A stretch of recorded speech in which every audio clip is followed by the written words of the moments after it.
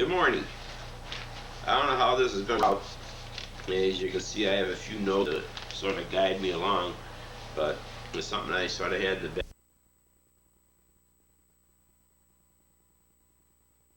bullet. Uh, I'll end up scrapping it, but whatever. If you notice, I have a little bit of the sniffles and a cold. It's about 10 degrees here in Rochester, and with a wind chill factor of about 30. Uh, Today is January the 6th, 1988.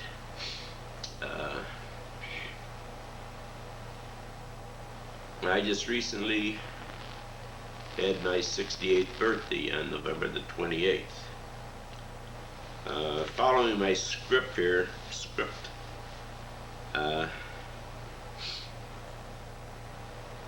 I grew up in the Great Depression. Family consisted of 5 children, 2 brothers and 2 sisters. I don't recall too much of my early years. It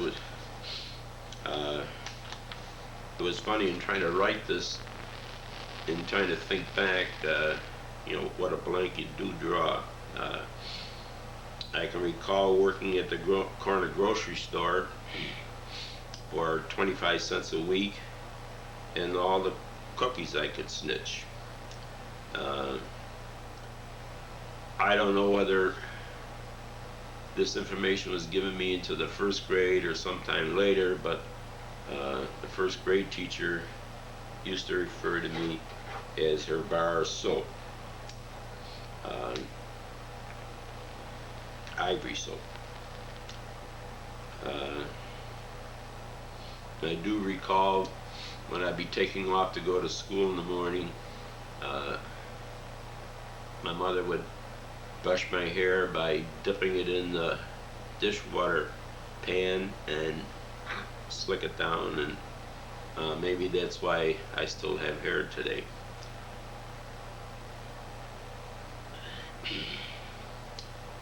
I can recall having a cowboy suit. Somehow I went into that, and I believe my hero cowboy was Fred Thompson. And I also recall playing marbles in all kinds of weather, to and from school, both morning, noons, and night. The fellow I used to play with was Tom Allen, who I grew up with and was one of my better friends. The big thing to do at that time was, since there was no TV or anything like that, but we went to the theater quite a bit. We'd go to the Jefferson Avenue Theater on Thursday nights and the Madison Theater on Saturday afternoons. If I recall correctly, the price was 10 or 15 cents. They used to have a continuous serial to sort of rope you in, to have you come back week after week after week.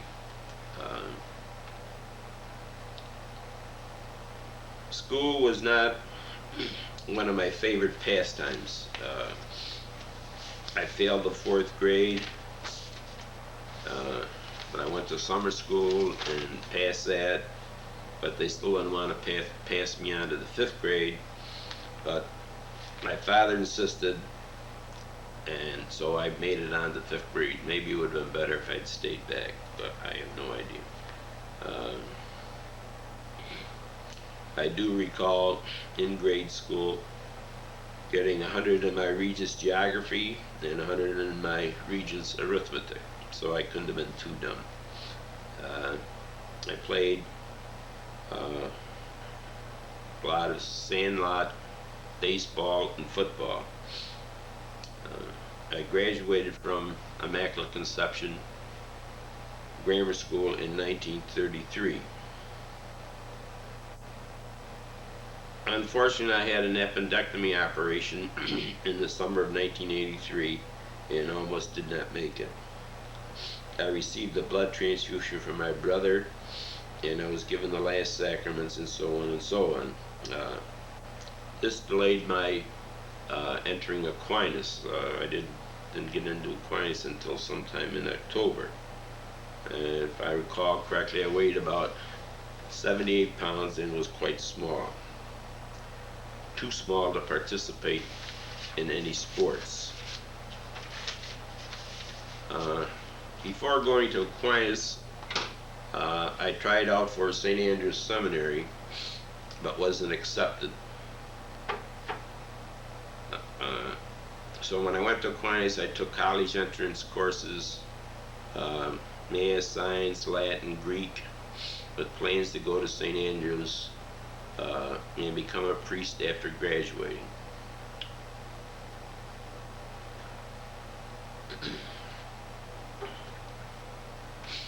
All this was changed by the death of my father in my senior year of high school. I got a job pumping gas in the summer of 1937, and then on to Kodak in October of 37. I started at Kodak at $16 a week, and I paid $10 a week board and lived it up on the other 6. I sort of had a desire, or probably the only way I could get a college education was maybe to go to Annapolis. So I started to repeat my high school courses at night school, and I joined the Marine Reserves. And I intended to take a competitive exam that would possibly get me into Annapolis. But fate had a way of intervening.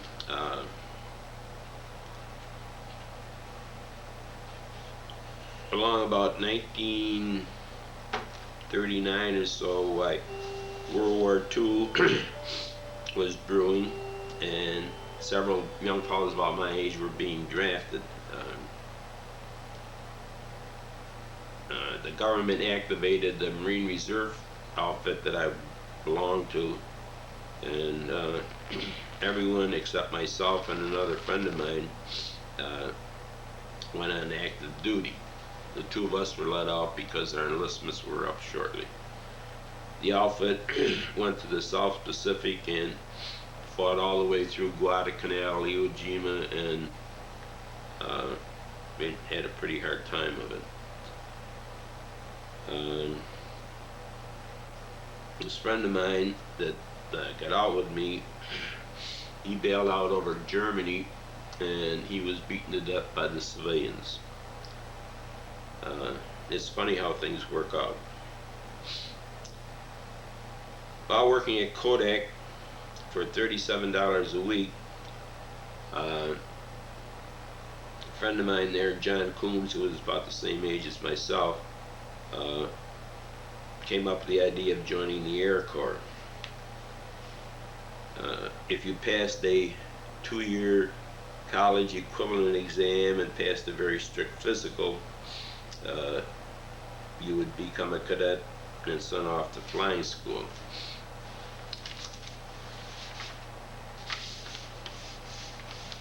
And when you would become an officer, and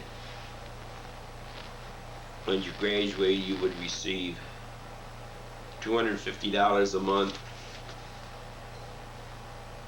which amounted to about $62 a week, plus flying pay. So I said, let's try it. We'll probably be drafted eventually anyway. For some reason, he wasn't accepted and I was, so it was off to Sikeston, Missouri, to flying school. I recall the school, it was a very strict school. As a matter of fact, I heard comments to the fact that the discipline there was much more strict than at West Point. I recall several nights, some of the fellows that just couldn't adjust to this type of living, uh, you know, crying in their beds. Anyway, while I was there in Sikeston, Missouri, where the war broke out in December the 7th, 1941, uh, and I proceeded with my my flight training, and it sort of scares me now to think back that I had an airplane all by myself, up in the, doing different maneuvers like power on, power off, stalls, spins, and whatever. Now I'm not even that keen on flying in a commercial airline. I eventually flunked out in a check ride by an Air Corps officer, and I was sent to Maxwell Field in Birmingham, Alabama. Uh, there were about 36 of us in one barracks, and one day uh, everyone was transferred out to navigation school in Albany, Georgia, uh, except myself. And it was pretty lonely that night in the barracks, and I guess that was my night, you know, to cry. Uh, as it turned out, I was assigned to navigation school at Mather Field in California.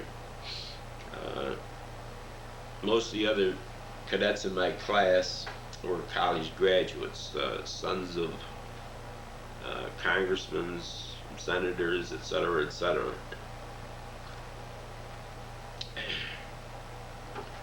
which made me all the more determined to do well. I guess this is the one time I really applied myself to studies. I graduated in the top 10 of my class, and everyone had an opportunity to indicate what type of duty they were interested in. You could sign up for combat, for the search patrol, or transportation, or become an instructor, and so on. I listed the sea patrol, transportation, and combat duty, and instructing. And they made 2 cadets instructors, and I was one of them.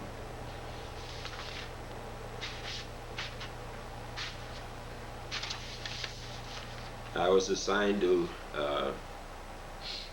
Albany, Georgia, and the class I graduated with went on to North Africa and ended up in all the bombing raids on Palestine, and I'm sure the casualty rate there was pretty high. I'm going to take a break just for a minute. Excuse me.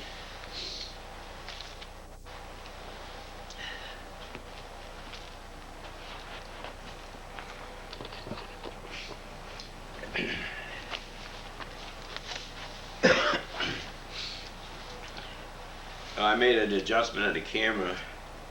I noticed that the tracking wasn't too good on the tape.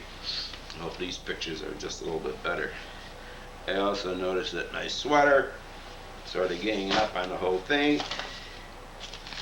So, here we go again.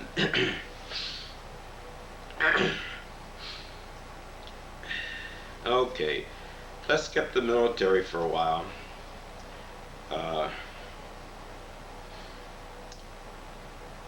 And we'll sort of flip back a little bit. My enthusiasm for school did not increase while at Aquinas. I had a teacher by the name of Father Feller, my Greek and Latin teacher, who was always on my back, and I'm sure he was trying to help me, but whatever, okay. And then I had a run-in with Father Wurtzer, who was the disciplinarian at the school. And he says, Scanlon, we do not want you or your type at Aquinas. For some reason, anyway, I wasn't kicked out, and I had Father Wurzer for my subject in my fourth year, which was apologetics, and he ended up giving me 100 in the exam, so for whatever that's worth. During high school, I traveled with a gang from the 3rd Ward. Just a couple months ago, we had a 50th anniversary of as many as we could get in touch with. It was sort of fun, you know, to kick around old times.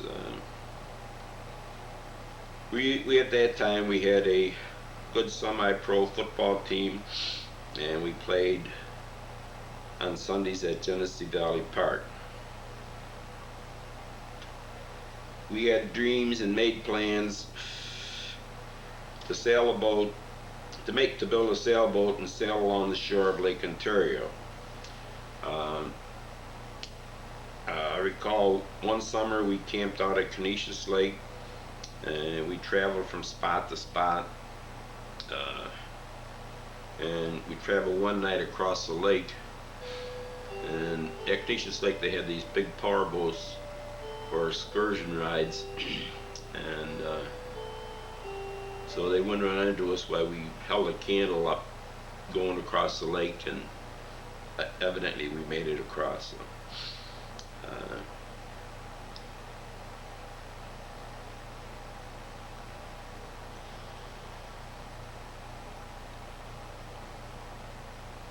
I recall my first bicycle, which was a Western Auto bike with balloon tires, and I used that to drive to school from the 3rd Ward down to the 10th Ward, which was quite a distance. And in bad weather, and probably during the winter time, I used a student pass. When I went to Aquinas, it cost $10 a year plus books, and that was it. I believe the tuition now is $1,700 a year. Fortunately, all our boys were able to go to Aquinas, and I don't recall, you know, the fees that were paid for that. The high school years went by pretty fast. Studies, dreams, girls, Aquinas football games, tea dances, wishing that we were old enough to drive and afford a car. Somehow in 1938, I bought a used 1936 Ford, a Ford Touring sedan. As far as my home life went, we lived at 682 Clarissa Street, which has since been torn down for a redevelopment. I recall my father paid about $5,000 for the house, and during the Depression, the only way he held on to the house was to continue to make the interest payments and skip paying on the principal.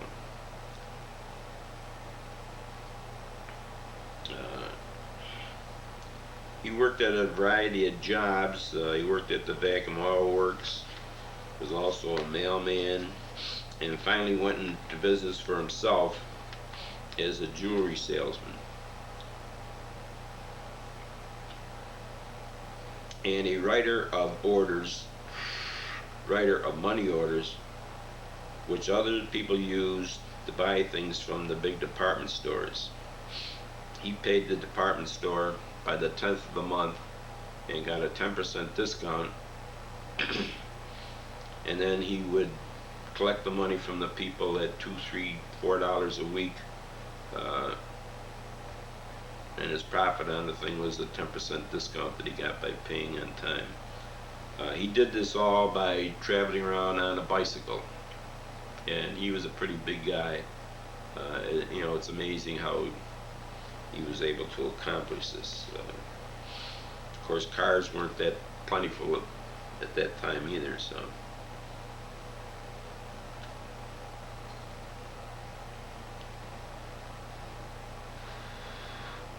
Probably one of the things that helped us keep him going during the Depression, my father waited on table, and he used to wait on table at the Genesee Valley Club, and I can recall on Sunday mornings we would sit together and count his money, and he would pick up $20, $30 in tips. And he was a good waiter, and he made sure everybody tipped him accordingly. And this was a big help to keep the household together during the Depression. My dad was a good ball player and played with an organized team. I can recall his chasing me around the house when he was angry at me, but he was never able to catch me.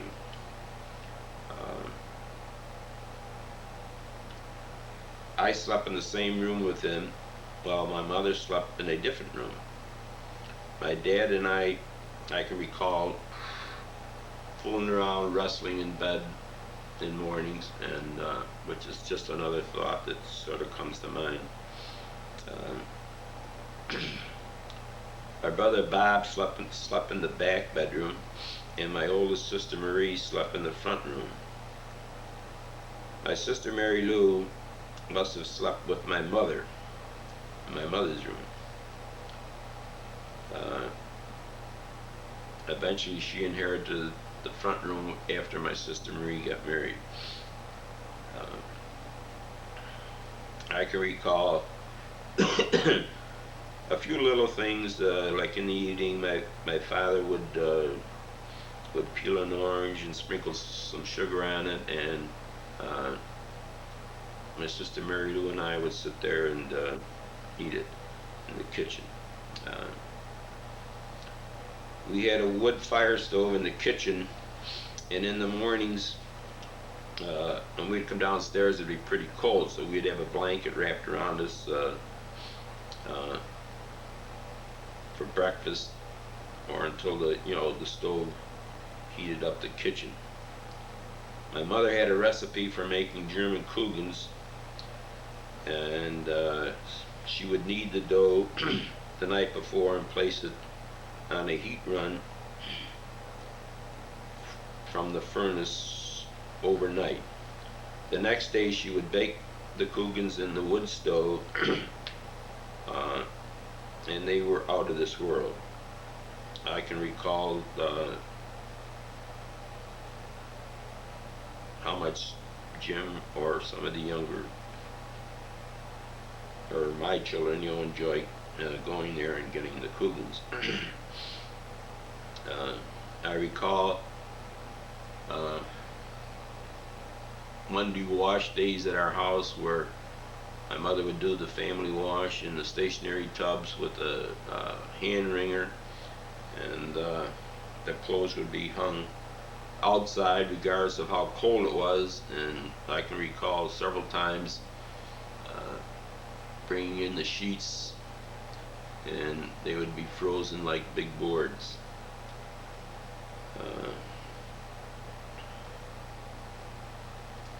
I also recall trying to get to the milk bottles, the milk that was delivered in the morning, because the milk stayed out and it was cold, while the cream would pop open the cap on the bottle, and it was just like eating ice cream. And another sort of a big deal was when the ice trucks came along, to snitch pieces of ice from the back of the truck during the summer.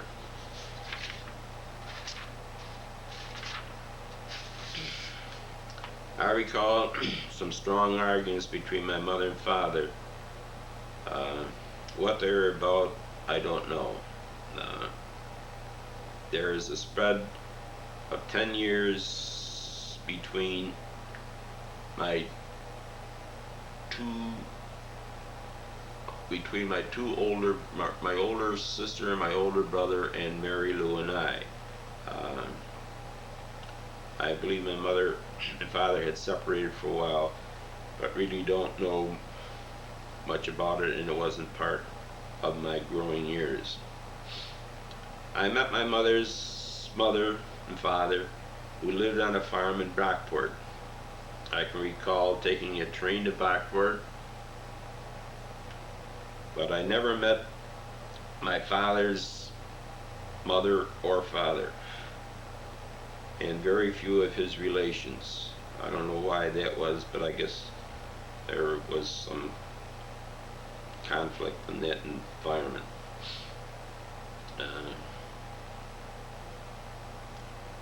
I can recall some pictures of my mother when she was young, and she was a very pretty young girl, and my father was a very handsome man.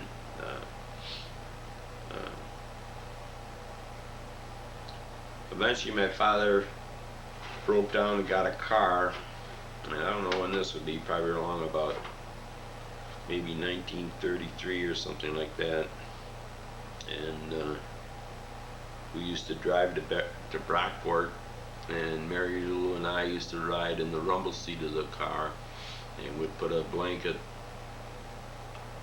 over our heads, and the air would sort of balloon it up, and it's just something, you know, that I happen to be thinking of. The voids in my youth amazed me. It is almost as if it had happened to someone else. I recall my sister Marie yelling when she was studying to become a teacher. We would be fooling around in the living room, and she would yell, you know, "Mother, can't you keep these kids quiet?" So on, so on. Okay. I recall one time where my sister Mary Lou had gotten a new pair of skates for Christmas, and I wanted to try them out, and I sort of sneaked them out of the house and was taking them up to Highland Park, and she all of a sudden missed them, and she was yelling out the front bedroom window to, you know, to bring them back, but I kept on going.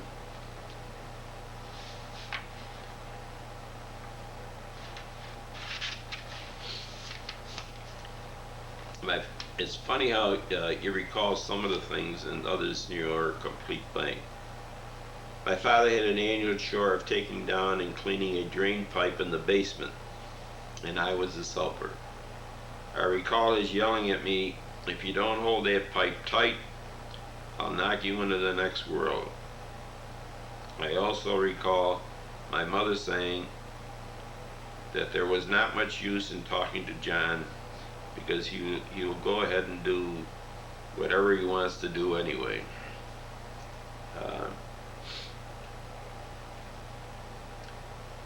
My mother lived several years alone at 682 after my father died. He died from a cerebral hemorrhage in 1936 when I was 16 years old. When he was dying upstairs, I was not permitted to go up. He was laid out in our living room. I recall the casket and all the flowers and so on.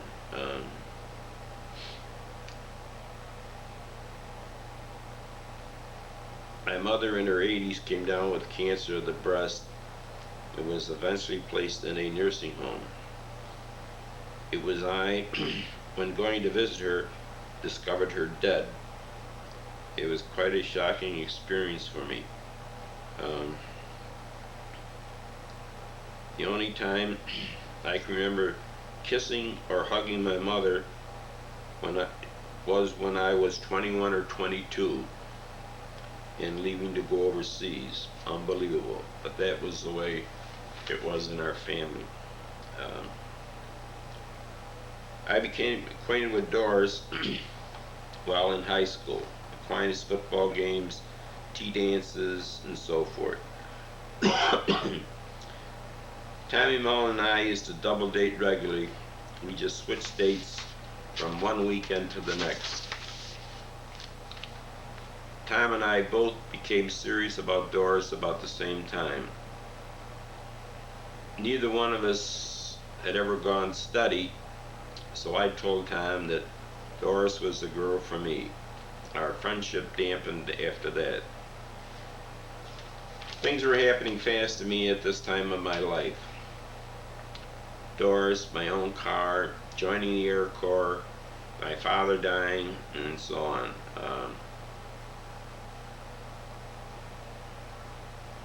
I proposed to Doris at the Clover Inn in Penfield. I purchased the engagement ring from a jeweler who my father used to do business with, and he suggested to me that rather than having my girlfriend come up and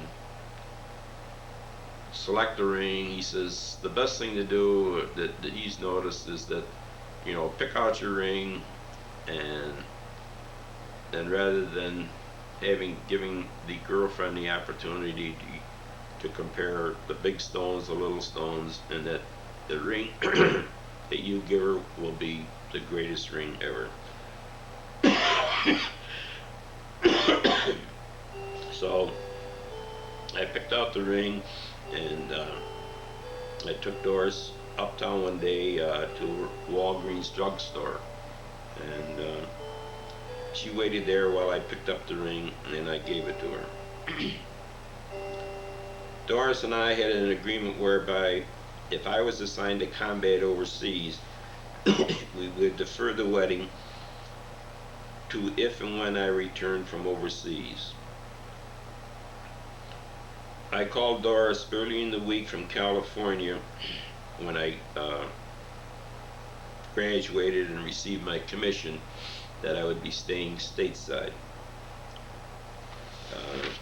I don't know how she did it, but we had a large formal wedding on the following Saturday. We spent our wedding night at the Canandaigua Hotel and then took off for Georgia. There were no superhighways. As a matter of fact, some roads were just plain slippery clay.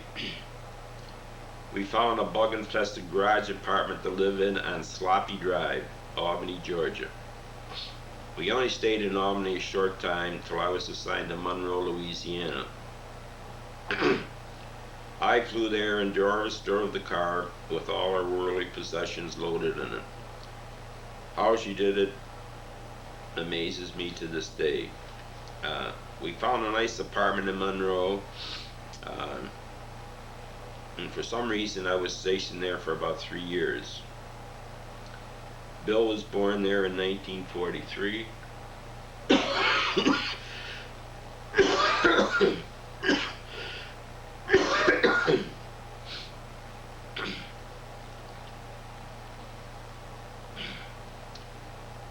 And Doris flew home with Bill sitting on her big belly to have Tom in 1945. He was born in the biggest snowstorm Rochester has ever seen. Again, how she managed it was only because she was Doris. Louisiana was hot, and we used to put the top down on the car to take Bill for a ride so that he would cool down and go to sleep. Once the combat navigators completed their tour of duty overseas, they started to come back to the States and replace the instructors. So as a captain, I was assigned to B-17s and B-29s. We traveled Kansas and Nebraska, the home of the B-29. We would stay a short while someplace and then move on. Because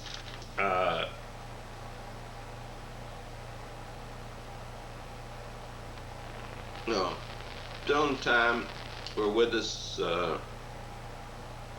for a while. But as the time came to go overseas, Doris and the kids returned to Rochester.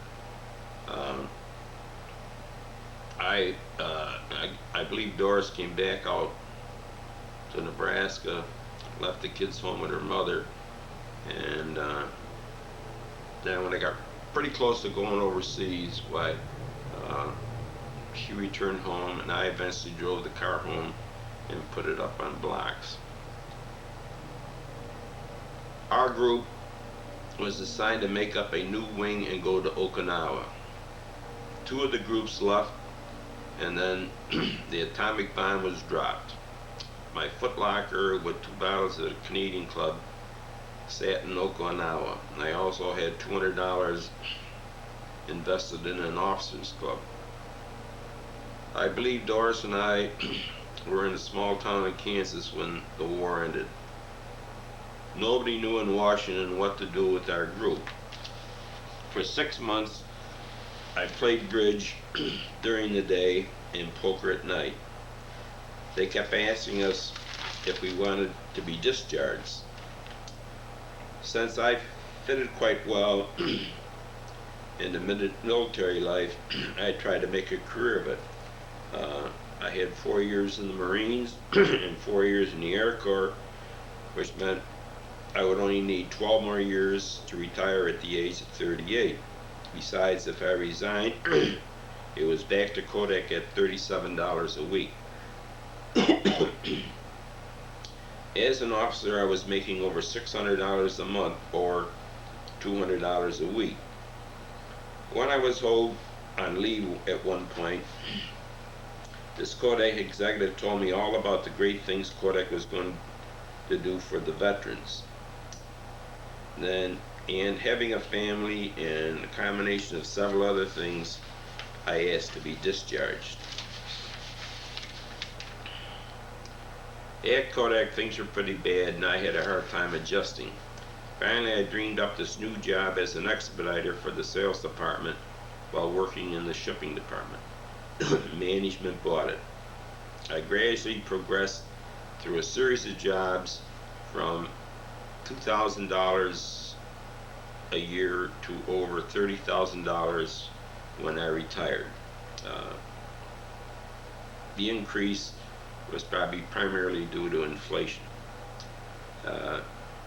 Jim was born in 1947, and then Joannie in 1951, because we just had to have a girl. Doreen was born in 1955 as part of a trip that we took to Cleveland to watch the Cleveland Browns. Maybe that is why the Browns are her favorite team. All of a sudden, we were 7. How Doris managed to cook 3 meals a day for 7 and still handle the home, the wash, and so forth, I'll never know. As a father, I may not have been close to my children, or as close to my children as as other fathers, but this did not mean that I did not love them. I was just being me, trying to handle the pressures of work and everyday living. I'm very proud of all my children, and I accept them each for what they are today.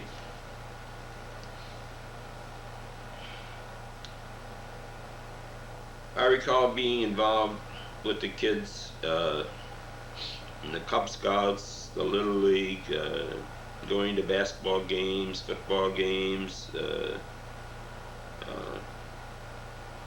etc. The ballet, school plays, and seeming like endless years of Christmas parties at Kodak office. When I first got home from the service, we stayed at Doris's mother's house. This did not work out, so we bought a double with Doris's cousin Don on Ellicott Street in the 19th Ward. We moved from there about 1953 to Runoff Drive in Gates, which was really our family home. I must have painted it at least 6 times, inside and outside. I finished off an additional bedroom and vanity upstairs. I remodeled the kitchen and added an additional room off the kitchen along with a carport. We bought the house for about $17,000 and sold it in 1979 for $35,000.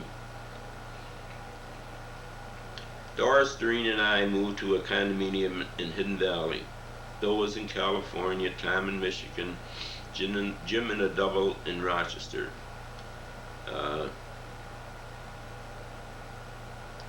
Joannie was married in the backyard on Runoff Drive under an arbor which I built along with a rented tent that covered 2 neighbors' yards. She settled down in Leroy. Doris and I had 10 lovely grandchildren: Darcy, Shannon, JD, Shane, Toby, Courtney, Taylor, Amy, and Tamara.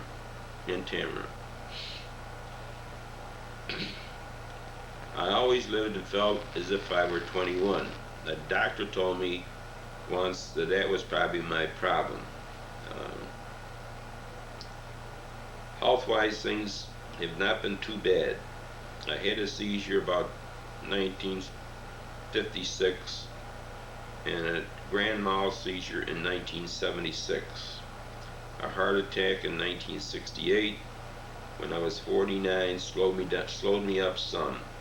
But here it is, 1988, 20 years later, and I'm still active, thanks to the grace of God. It was necessary for me to have a heart bypass operation in 1986. Again, the good Lord was with me.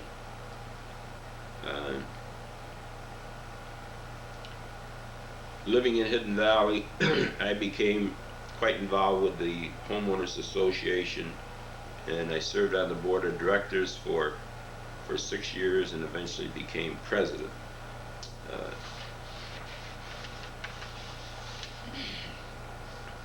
I keep active with daily exercise, bowling, and playing golf. My golf handicap this year, or I should say last year, 1987, was 13. And at age 65, I shot a 76 at Brooklee. I used to get into the 70s a couple times each year, but not anymore. Brooklee has been a big part of my life. I joined in 1959. Prior to 1959, family vacations were to Canada or a cottage at Canandaigua Lake.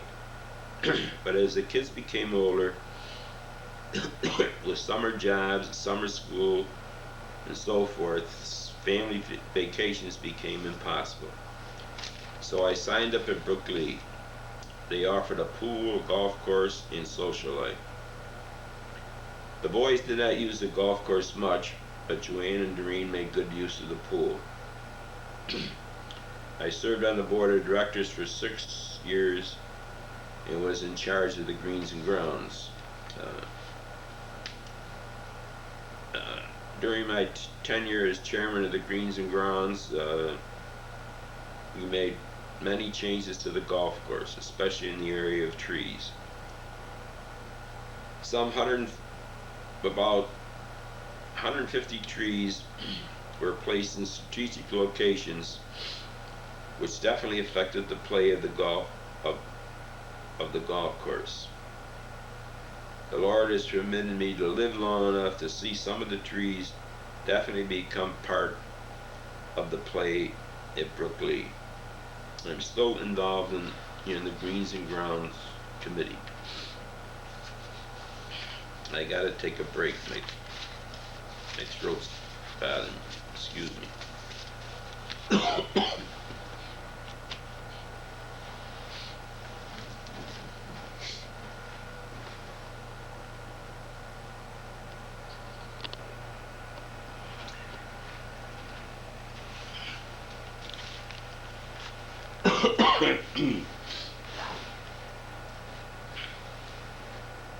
I can't believe I wrote this much, but I assure you there's not too much left. Okay. I retired from Kodak in 1980 at the age of 60 with 43 years of service. Uh, Doris bought a floor shop, a Plant Lady Floors, in Westgate Plaza in 1978. The floor shop has become an important part of her life. It has given her an opportunity to show her ability to deal with people and to run a business. Arrange and sell flowers. It also provided a situation whereby Doris and I were not forced together in my retirement. After about 35 years of each of us having our own individual interests. Unfortunately, without the strict responsibility of my job at Kodak, I drank more freely. My family, especially Doris, thought it was more than I did. She started to go to Al-Anon meetings, and I thought that I was drinking more, but not that much more. However, I noted cases whereby I may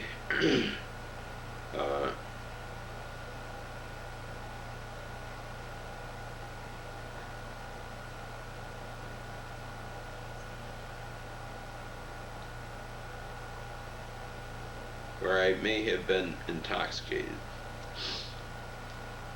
I signed up to go to a treatment center in Minnesota in December 1983. I guess I wanted to find out if I were an alcoholic. I did not find out. Upon returning to Rochester, I started to attend AA meetings. I've learned a great deal from the AA. Not drinking is important, but not the complete answer. You must work on your alcoholism, which I have. Alcoholism is a combination of alcohol, bad character defects, and a lack of close contact and trust in God.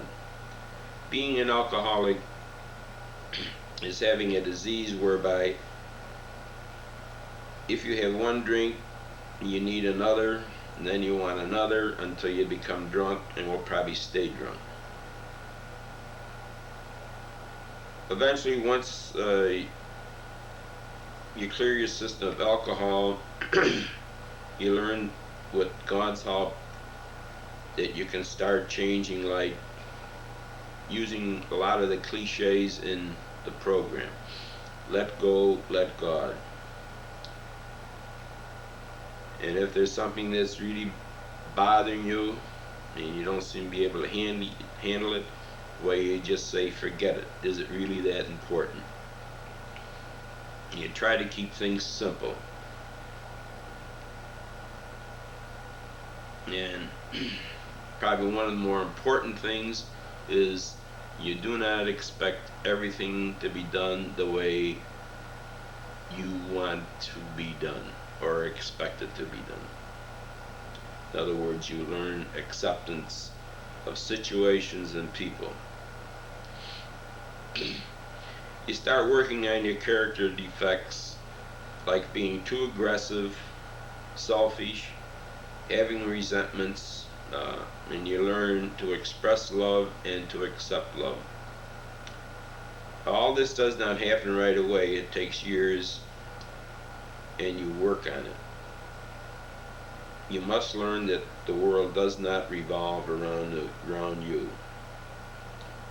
You learn acceptance and strive for serenity and humility. You ask God every day to let you know His will for you that day and Ask Him to give you the power to carry it out.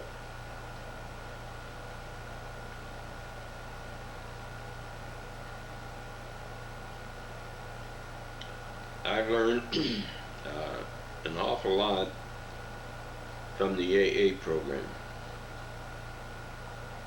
Besides, I'm a nicer guy without drink.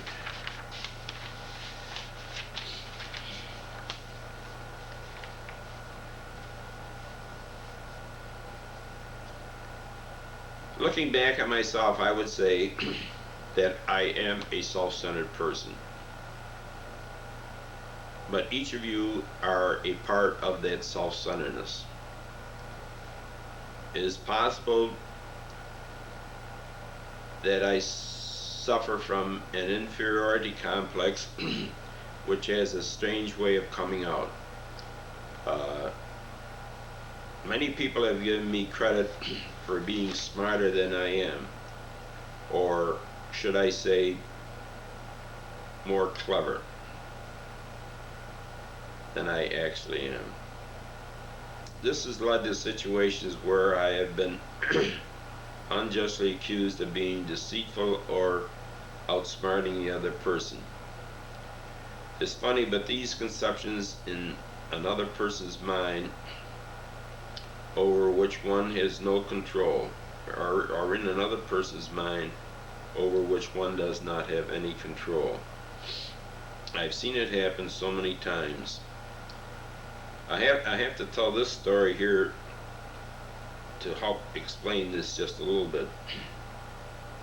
A classic example of this is that one day playing golf with a fellow I play with quite a bit, and we're real good friends. We both teed off, and then I walked out to what I thought was my golf ball, and he walked out and to his golf ball, and he proceeded to hit it. And then when I addressed the ball that I had walked to, I noticed that it was not my ball. And I said, "You must have hit the wrong ball." No, he proceeded to drop another ball, take a two-stroke penalty, and he didn't say anything. He was that type of a fellow. But 1 year later, practically, I'm not sure whether it's on the same hole or not, but the same situation came about, and he says, "I'm examining this ball real close." He says, "You're not going to trick me into hitting the wrong ball again." It's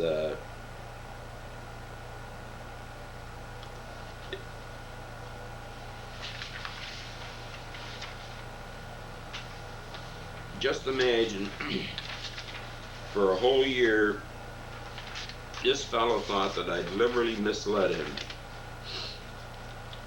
to the wrong ball so that he would hit it. I assure you that it was not true, and it never, occurred in my mind. Situations like this have happened in so many areas of my life where people feel that I have outsmarted them, and it is not true. They have just made a mistake and need someone to blame it on.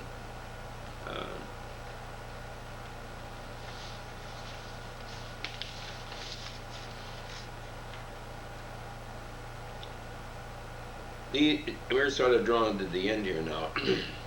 These are a few of the things that happened to John Scanlon as a boy, a man, a husband, a father, and a grandfather. Some good, some bad, some not so good, some not so bad, whatever.